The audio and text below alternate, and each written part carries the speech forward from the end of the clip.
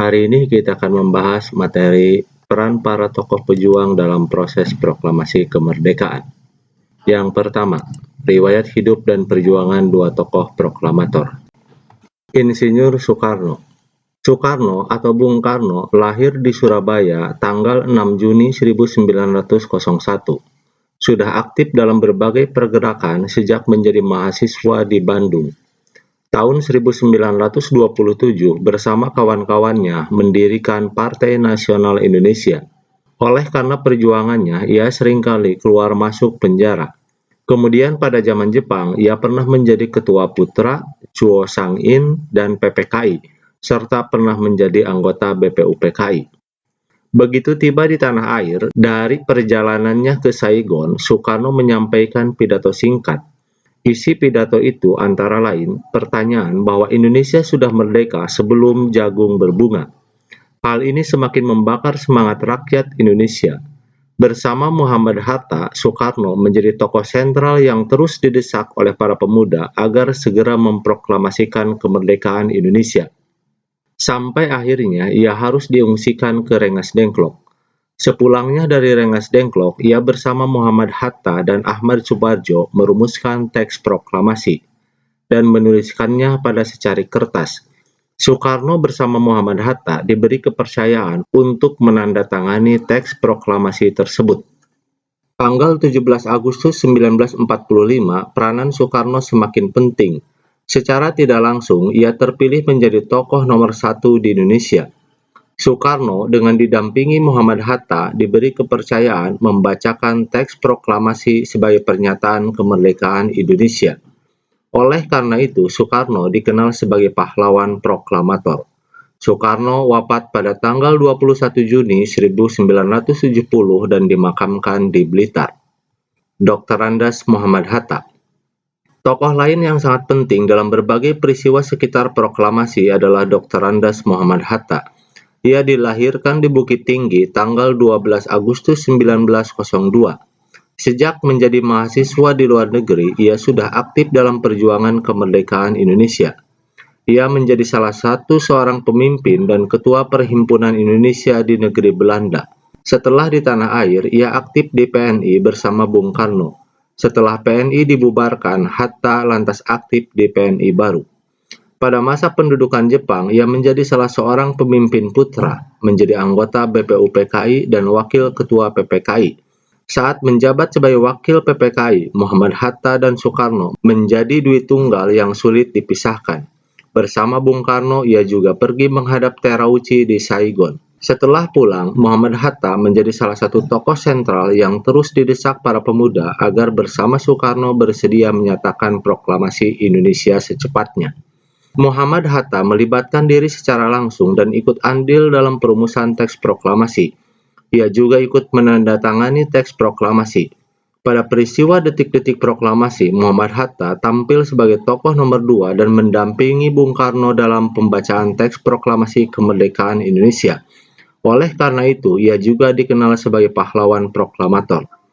Ia wafat pada tanggal 14 Maret 1980. Dan dimakamkan di Pemakaman Umum Tanah Kusir, Jakarta. Yang berikutnya adalah Ahmad Subarjo. Saya menjamin bahwa tanggal 17 Agustus 1945 akan terjadi proklamasi kemerdekaan Republik Indonesia. Kalau saudara-saudara ragu, nyawa sayalah yang menjadi taruhannya. Ucapan itu bukan main-main bagi Ahmad Subarjo. Ucapan tersebut berhasil meyakinkan golongan muda bahwa para senior akan melaksanakan proklamasi sesuai dengan desakan para pemuda. Menjadi taruhan untuk peristiwa yang sangat penting menunjukkan bahwa Ahmad Subarjo tidak menghitung jiwa dan raganya demi kemerdekaan Indonesia. Kerelaan tokoh untuk mengorbankan diri demi bangsa dan negara adalah salah satu teladan yang perlu selalu kita lakukan.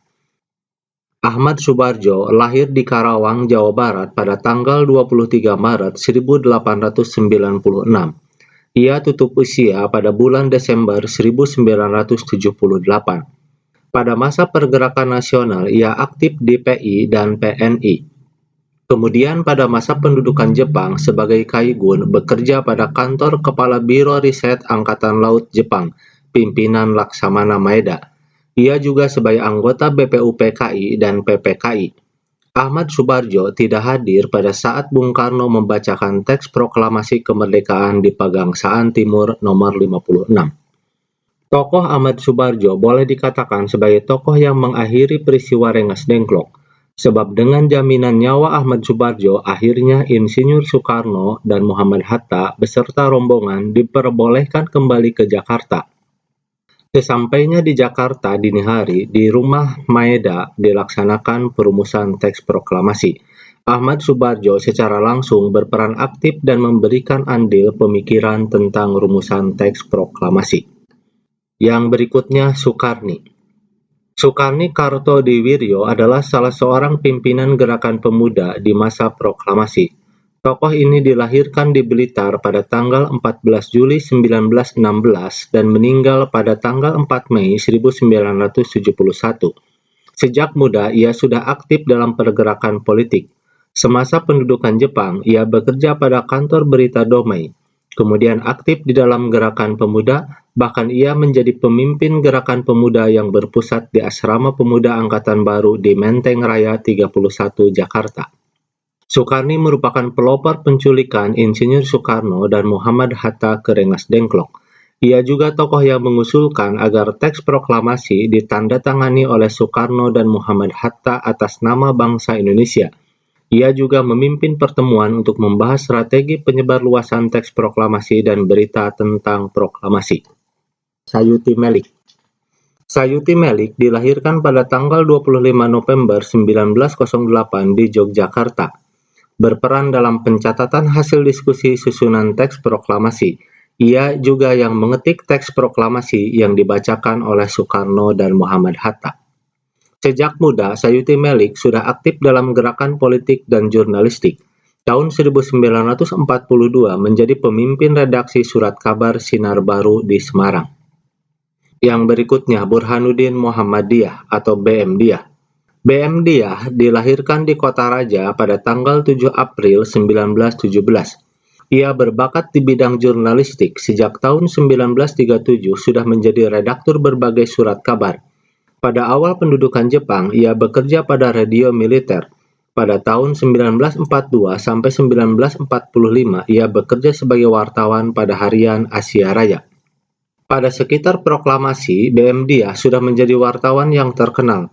Pada malam sewaktu akan diadakan perumusan teks proklamasi, BM Dyah banyak melakukan kontak dengan pemuda, yaitu untuk datang ke rumah Maeda. Ia salah seorang pemuda yang ikut menyaksikan perumusan teks proklamasi. Ia juga sangat berperan dalam upaya penyebarluasan berita proklamasi kemerdekaan Indonesia. Yang berikutnya, Latif Hendra Diningrat.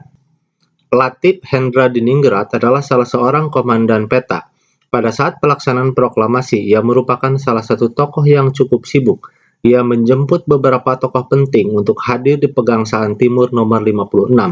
Misalnya, ia harus mencari dan menjemput Muhammad Hatta. Pada saat pelaksanaan proklamasi, setelah menyiapkan barisan, ia mempersilahkan Soekarno membacakan teks proklamasi.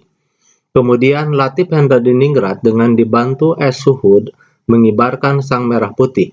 Dan yang membantu membawakan bendera merah putih adalah S.K. Trimurti. Yang berikutnya, S. Suhud.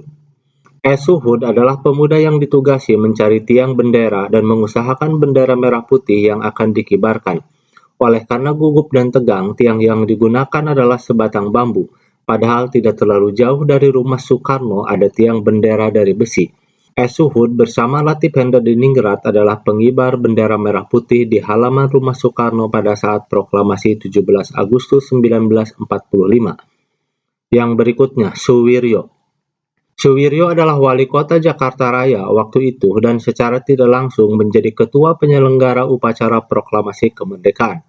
Oleh karena itu, ia sangat sibuk mempersiapkan segala sesuatu yang diperlukan dalam upacara tersebut, termasuk pengadaan mikrofon dan pengeras suara. Yang berikutnya, Muwardi.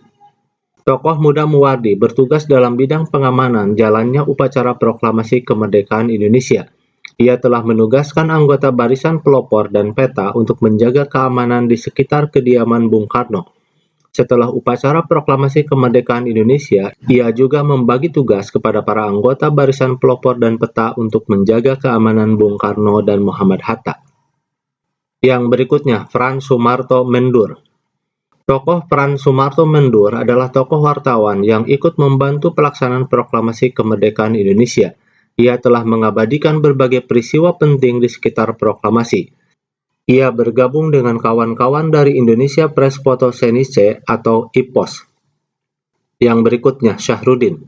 Syahrudin adalah seorang wartawan Domei. Ia dikenal berani memasuki halaman gedung siaran RRI. Oleh karena gedung siaran dijaga oleh Jepang, maka terpaksa melalui belakang, yaitu dengan memanjat tembok belakang gedung dari Jalan Tanah Abang.